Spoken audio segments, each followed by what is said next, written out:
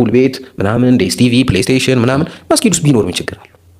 ማለት ሰፋፊ ግቢ ያላቸው መስጊዶች እነዚህን ነገር ቢያርጉትና ለምሳሌ ፊልም ቤት እንሄዳለና ከዛ አዛን ሲባል ወደ መስጊድ የምትሄድበት በቃ ሪሞት የያዘ አንድ ኻዲም ይኖራል።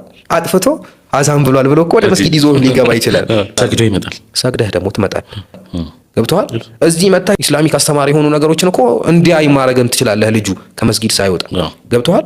እነዛን ነገር ታሳየዋለህ። ውጭ ቢወጣ ግን ሌላ ነገር ስለሚያይ መስጊድ ውስጥ አንዳንድ መስጊድ ውስጥ እነዚህ ጭራሽ እስልምና ሊያጠፉት ነው ምናምን ወደሚል ሳቢ ይገባል። ይህንን ወንድማችንን እንደሰማችሁት መስጂድ ውስጥ እንደሱ አስተያየትና አስተሳሰብ ቢካተቱ ብሎ ያሰባቸውን ነገሮች ጠቃቅሷል። እንግዲህ ለምሳሌ ፕሌይስቴሽን ፊልምን ቢኖር ብሏል። ሪሞት የያዘ ሰው ይኖርና የሶላት ሰዓት ሲደርስ አጥፍቶ ሰግደው ኢባዳቸውን አድርገው ተመልሰው ደግሞ ፊልማቸውን እንዲመለከቱ ለምሳሌ ፊልም ቤት እንሄዳለና ከዛ አዛን ሲባል ወደ መስጊድ የምትሄድበት በቃ ሪሞት የያዘ አንድ ኻዲም ይኖራል። አጥፍቶ አዛን ብሏል ብሎ እኮ ወደ መስጊድ ይዞ ሊገባ ይችላል። እንደዚህ አይነት ነገሮች ሌሎችም ፕሌይስቴሽን ፑል እና ሌሎችም የዚህን አምሳያ ነገሮች መስጂዶች ላይ ቢካተቱ ወጣቱን መያዝ ይቻላል የሚለውን የራሱን አስተሳሰብ ራዕይ አስቀምጧል። ለማንኛውም ለዚህ ወንድማችንም ለሌሎችም እንደዚህ አይነት አስተሳሰብ ላላቸው ወንድምና እህቶች መስጂዶች የአላህ ቤቶች የሚገነቡበትን ዓላማ በደንብ ጠንቅቀን ልናውቅ ይገባል። በመጀመሪያ ደረጃ መስጂድ የተገነባው ለምን ዓላማ ነው የሚለውን በአንድ ሐዲስ ብቻ አጠር አድርገን እንመልከት። ነቢዩ ሰለላሁ ዐለይሂ ወሰለም ሙስሊም ላይ አቡ ዳውድና ሌሎችም ላይ በተዘገበ ሐዲስ ላይ አንድ ሰው መስጂድ ውስጥ ዕቃ ጠፍቶኛል ብሎ ሲናገርና የጠፋውን ዕቃ ሲጠይቅ ከሰማችሁት ምን በሉት አሉ ነቢዩ ሰለላሁ ዐለይሂ ወሰለም ላረዳህ አላሁ አለይክ አላህ ያንን የጠፋውን ዕቃህን አይመልስልህ። ፈኢነል መሳጅደ ለም ቱብነ ሊሃዛ መስጂዶች እኮ ለዚህ ዓላማ አይደለም የተገነቡት፣ የጠፋህን ዕቃ ልትጠይቅበት እኮ አይደለም የተገነባው ብላችሁ መልሱለት ብለው ነቢዩ ሰለላሁ ዐለይሂ ወሰለም ተናገሩ። እንደሚታወቀው አንድ ሰው የሆነ ዕቃ ቢጠፋው ስልክ ቢጠፋው ወይም ደግሞ ገንዘብ ሊጠፋው ይችላል። ያንን ዕቃ በማፈላለግ ወንድምን መተባበር ከትልቅ ኸይር ስራዎች ነበር። ነገር ግን መስጂድ ውስጥ ይህ ነገር ተከለከለ። ኸይር ነገር ከመሆኑ ጋር ወንድምን ማገዝም ከመሆኑ ጋር መስጂድ ውስጥ ግን ይህ ኸይር ነገር ተከለከለ። ለምን ተከለከለ? መስጂድ የራሱ ዓላማ አለው፣ የተገነባበት ጥበብ አለውና። ምክንያቱም መስጂድ የአላህ ቤት ሲገነባ የአላህ ባሮች እዚህ ቤት ውስጥ እዚህ የተከበረ ቤት ውስጥ ገብተው ቀልባቸው የሚረጋጋበት፣ ሰኪናን የሚያገኙበት፣ ሶላት በመስገድ ቀልባቸውን የሚያረጋጉበት፣ ዚክርን በመዝከር ወደ አላህ የሚቃረቡበት፣ ቁርአንን በመቅራት ጌታቸው ጋር በመገናኘት ቀልባቸውን የሚያድሱበት የሚረጋጉበት ቦታ እንጂ ከዚህ ውጭ ላሉ ትርፍ ዓላማዎች መስጂድ አልተገነባም። ፕሌይስቴሽን ምናምን መስጊድ ውስጥ ቢኖር ምን ችግር አለ? መስጊድ ውስጥ ቢኖር ምን ችግር? ፕሌይስቴሽን መስጂድ ውስጥ ገብቶ ለወጣቱ ምንድነው የሚሰጠው ጥቅም? ለኢስላም ምንድነው የሚሰጠው ጥቅም? ፑል ቤት ምናምን ፑል ቤት መስጂድ ውስጥ ምንድነው የሚሰጠን ጥቅም? ፊልም መስጂድ ውስጥ ምንድነው የሚሰጠን ጥቅም? አንዳንዴ በምንናገርበት ጊዜ ክፍት መድረክ ስለተገኘ ብቻ የራሴን አስተሳሰብ ማን ይከለክለኛል በሚል ስሜት ሳይሆን መናገር ያለብን ይህ ንግግሬ አላህ ዘንድና መልእክተኛው ዘንድ ምን ያክል ተቀባይነት አለው የሚለውን ነገር፣ ለዲኑ ምን አይነት ጥቅም አለው የሚለውን ነገር ታሳቢ በማድረግ መናገር ይጠበቅብናል። ዲን፣ ዒባዳ፣ ሸሪዓ በሰዎች አራእና አስተያየት በእነሱ ምልከታ የሚሄድ ነገር አይደለም። ይህንን በማስመልከት ታላቁ ሶሓባ ዓሊይ ረዲየላሁ አንሁ ምን ይል ነበር? ለው ካነ ዲኑ ቢረኢ ለካነ አስፈሉ ልኹፊ አውላ ቢልመስሒ ሚን አዕላሁ። ዲን በአስተያየትና በአስተሳሰብ እኔ የሚመስለኝ እንደዚህ ነው ምናምን በሚሉ ነገሮች በእንደዚህ አይነት ነገር ቢሆን ዲን አሉ ኹፍን በምናብስበት ጊዜ ከላይኛው ይልቅ ታችኛውን ማበስ በላጭ ይሆን ነበረ።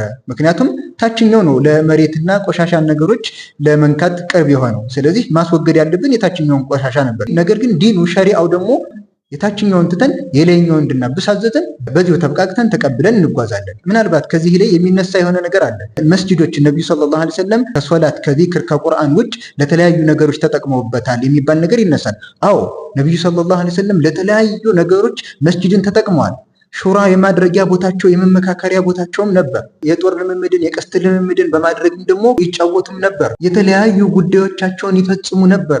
ነገር ግን መስጂዶች ላይ ያደረጓቸው ነገሮች በሙሉ ለዲኑ መስለሓ ያላቸው ናቸው። እንደዚህ አይነት መስለሓ ያላቸው ነገሮች በእርግጥም መስጂድ ላይ ሊደረጉና ሊበረታቱ የሚገቡ ነገሮች ናቸው። ነገር ግን አሁን የተጠቀሰውና የሰማነው ነገር ፕሌይስቴሽን፣ ፊልም፣ ፑል ቤትና የመሳሰሉ የዛዛታ ነገሮች፣ እነዚህ ነገሮች ወደ አላህ ሊያቃርቡን አይደል፣ አላህን ከማስታወስ የሚያርቁ ቀልባችንን እንዲደርቅ የሚያደርጉ ዛዛታ የሆኑ ነገሮች ናቸው። ታዲያ እንደዚህ አይነት ምንም አይነት ጥቅም የሌለውን ነገር መስጂድ ውስጥ ይግባ ብሎ እንደ ሐሳብ ማቅረብና በዚህም ላይ ደግሞ አዎ ምን ችግር አለው እያሉ እየተጋገዙ በዚህ አይነት መልኩ ማድረግ አግባብ አይደለም። ስለዚህ ወደ መስጂድ የምንመጣበት ዓላማን ጠንቅቀን ልናውቅ ይገባል። እነዚህ በተለያየ ቦታ ላይ ተጠምደው ያሉ ወጣቶችን እኛ ቀስ ብለን ዳዕዋ በማድረግ ወደ መስጂድ እንዲመጡ እንጂ ፊልሙም ፕሌይስቴሽኑም መስጂድ ውስጥ ይደረግ ማለት መስጂድን ከተገነባበት ዓላማ ውጭ መጠቀም እናም የአላህን ባሮችም ዒባዳ ዚክርን የሚያደርጉ ባሮችንም ደግሞ እዛ ውስጥ መረበሽና መወስወስ ነው የሚሆነው። ስለዚህ መስጂዶች ከእንደዚህ አይነት የጨዋታ አይነቶች ሊጠሩ ይገባል እንጂ እነዚህ ነገሮች ወደ መስጂድ ማምጣት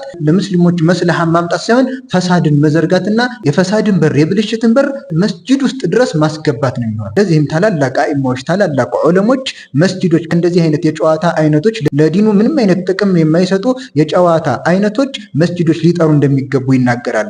ለዲኑ መስለሃ የሚሰጥ ጥቅም የሚሰጥ ከሆነ ግን የሚበረታታ ተግባር ነው። አሁን በፖድካስት መልኩ የሰማናቸው እነዚህ ወንድሞች የተናገሩት ንግግር ግን ወደ መስጂድ ሊጠጋ የማይገባ መስጂዶችን ከነዚህ ነገሮች ልናጠራ የሚገባ ነገር እንጂ ወደ መስጂድ ልናመጣቸው የሚገቡ ነገሮች አይደሉም። ለዚህም ነው ኢብኑ ሐጀር አልአስቀላኒ ፈትሑል ባሪ ላይ ምን ይላሉ?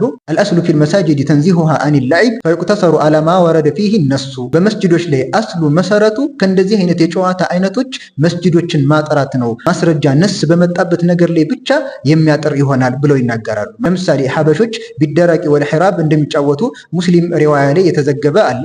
የጦር ልምምድ በማድረግ እንደሚጫወቱ ተነግሯል። አሁንም መስጂዶች ላይ እንደዚህ አይነት ለዲን የሚያግዙ መስለሃ ያላቸውን ነገሮች ማምጣት ይቻላል።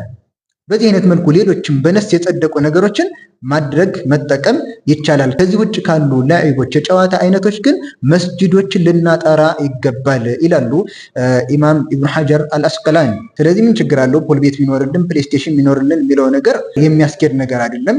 የመስጂድንም ዓላማ በትክክለኛ መልኩ ያለመረዳት ነገር ነው። ሰው ከዚህ አይነት ዛዛታ ነገር ለማረፍ እና ቀልቡን አላህ ጋር ለማገናኘት ነው ወደ መስጂድ የሚሄደው። ወጣቶችን በዚህ ነገር ተጠምደውና ተይዘው ከሆነ ወጣቶችን ዳዕዋ በማድረግ ወደ መስጂድ እንዲገቡ ማድረግ እንጂ ፑል ቤቱንም እነሱ የሚፈልጉትን ነገር ሁሉ መስጂድ ውስጥ ማድረግ መስጂድን የዛዛታና የጨዋታ ቦታ ማድረግ ነው። ከዓላማው ውጭ ከተገነባበት ዓላማ ውጭ ማድረግ ነው። ነብዩ ሰለላሁ ዐለይሂ ወሰለም እንደተናገሩት ፈኢነል መሳጅደ ለም ቱብነ ሊሃዛ መስጂዶች ለዚህ ዓላማ አልተገነቡም። ጭራሽ መስጂዶች ለዚህ ዓላማ አልተገነቡም። በመጨረሻም አንዳንድ ሰዎች እንደዚህ ሊሉ ይችላሉ ብሎ የተናገረው ነገር አለ። አንዳንድ መስጊድ ውስጥ እነዚህ ጭራሽ እስልምና ሊያጠፉት ነው ምናምን ወደሚል እሳቤ ይገባል። ይሄ አስቀድሞ የተናገረው ነገር የሆነ ነገር የሚያመጣበት ስለሆነ እንዳይነካ ለማድረግ የተናገረው ንግግር ነው። ነገር ግን እንደዚህ አይነት ነገሮች በዚህ አይነት መልኩ ሲሰራጩ ደግሞ ዝም ብሎ ማለፍ አግባብ አይደለም። በዚህ መልኩ ልንተራረምና ልንተዋወስ ይገባል። በተለይ ደግሞ በዲን ላይ ስንናገር ድፍረታችንን ቀነስ ብናደርገው መልካም ነው።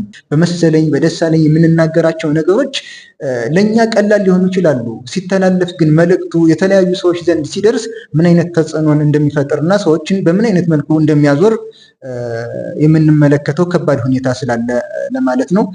ወሰላሙ አለይኩም ወራህመቱላሂ ወበረካቱ።